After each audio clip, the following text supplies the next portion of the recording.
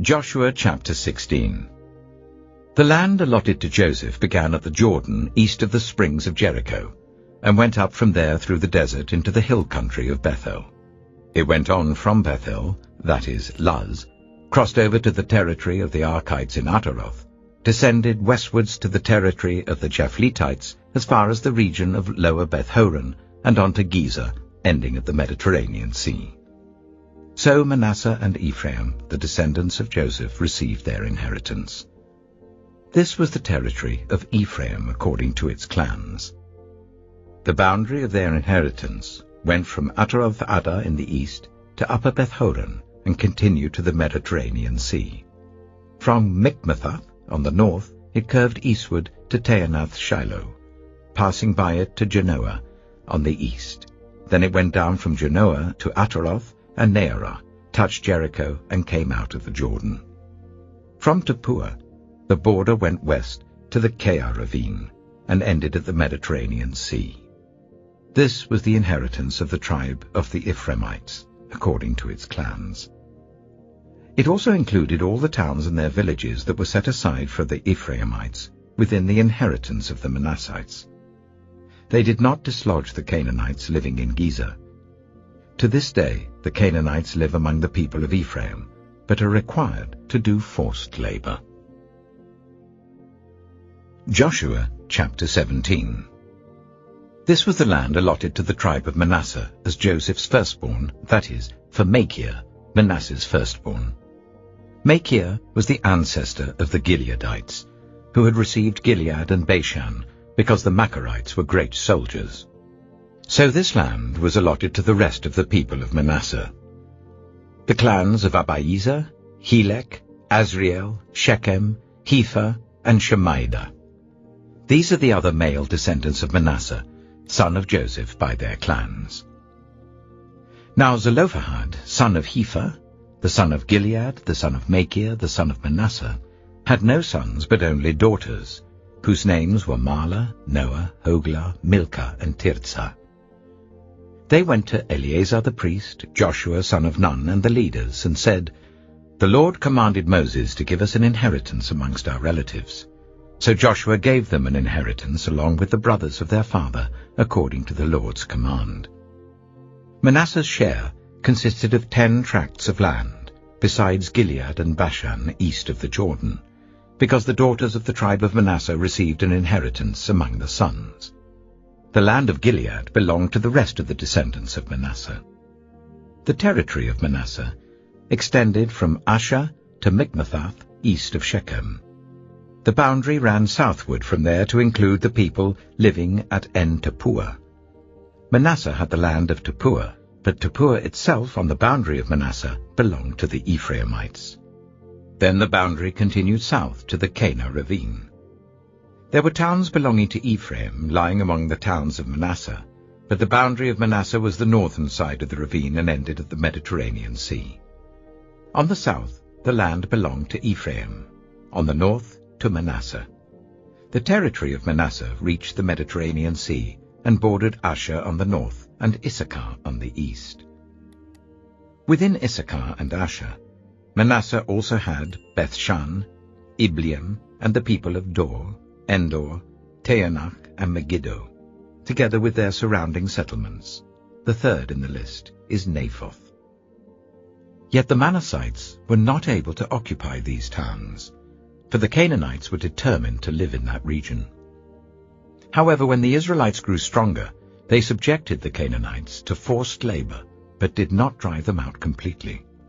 The people of Joseph said to Joshua, "Why have you allotted us only one portion of land and one share for an inheritance? We are a numerous people, and the Lord has blessed us abundantly." "If you are so numerous," Joshua answered, "and if the hill country of Ephraim is too small for you, go up into the forest and clear land for yourselves there in the land of the Perizzites and Rephaites." The people of Joseph replied, "The hill country is not enough for us, and all the Canaanites who live in the plain have chariots fitted with iron, both those in Bethshan and its settlements and those in the valley of Jezreel." But Joshua said to the tribes of Joseph, to Ephraim and Manasseh, You are numerous and very powerful. You will have not only one portion of land allotted to you, but the forested hill country as well. Clear it, and its farthest limits will be yours. Though the Canaanites have chariots fitted with iron, and though they are strong, you can drive them out. Joshua chapter 18. The whole assembly of the Israelites gathered at Shiloh and set up the tent of meeting there.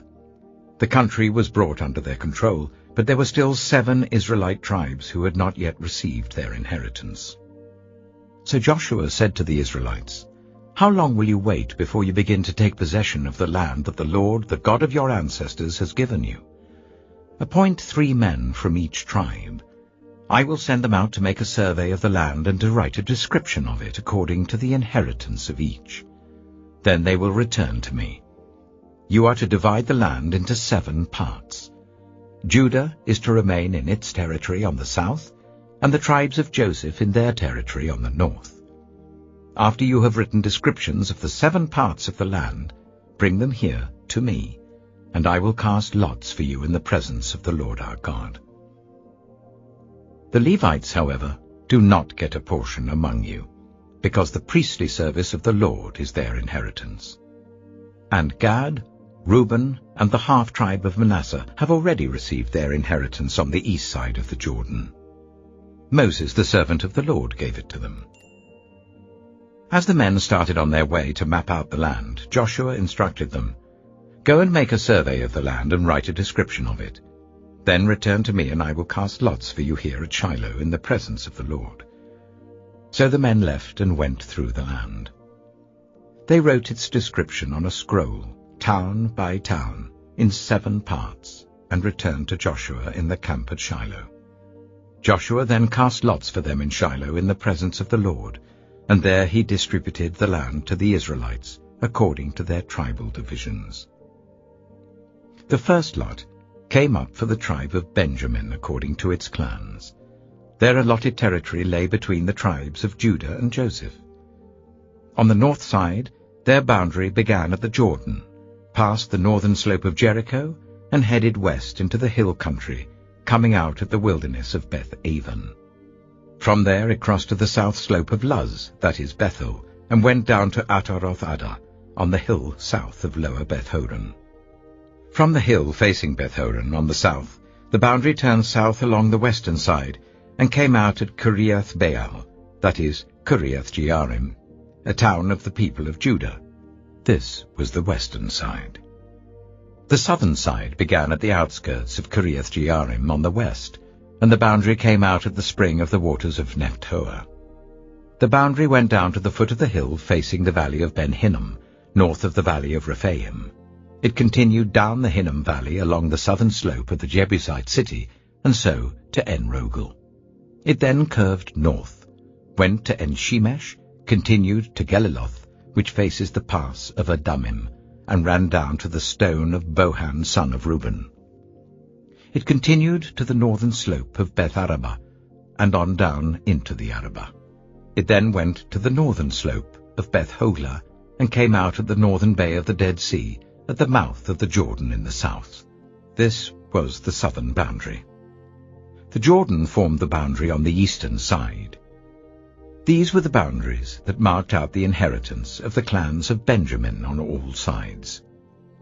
The tribe of Benjamin, according to its clans, had the following cities: Jericho, Beth-Hoglah, Emek-Keziz, Beth-Arabah, Zimaraim, Bethel, Avim, Para, Ophrah, Kepha-Ammoni, Ophni, and Geba, 12 towns and their villages.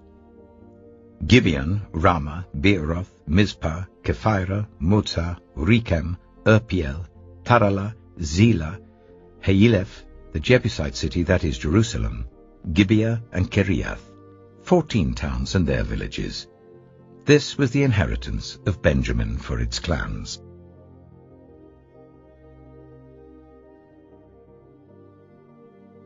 Proverbs chapter 26. Like snow in summer or rain in harvest, honor is not fitting for a fool. Like a fluttering sparrow or a darting swallow, an undeserved curse does not come to rest. A whip for the horse, a bridle for the donkey, and a rod for the backs of fools. Do not answer a fool according to his folly, or you yourself will be just like him. Answer a fool according to his folly, or he will be wise in his own eyes. Sending a message by the hands of a fool is like cutting off one's feet or drinking poison. Like the useless legs of one who is lame is a proverb in the mouth of a fool. Like tying a stone in a sling is the giving of honor to a fool. Like a thorn bush in a drunkard's hand is a proverb in the mouth of a fool.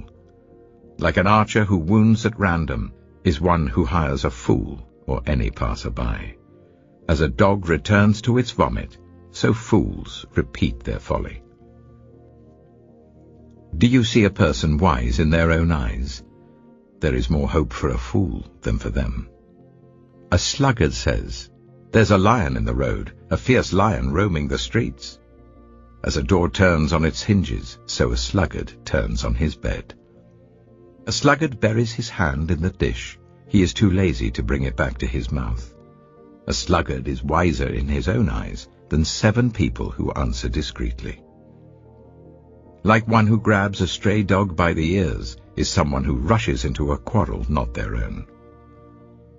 Like a maniac shooting flaming arrows of death is one who deceives their neighbor and says, "I was only joking."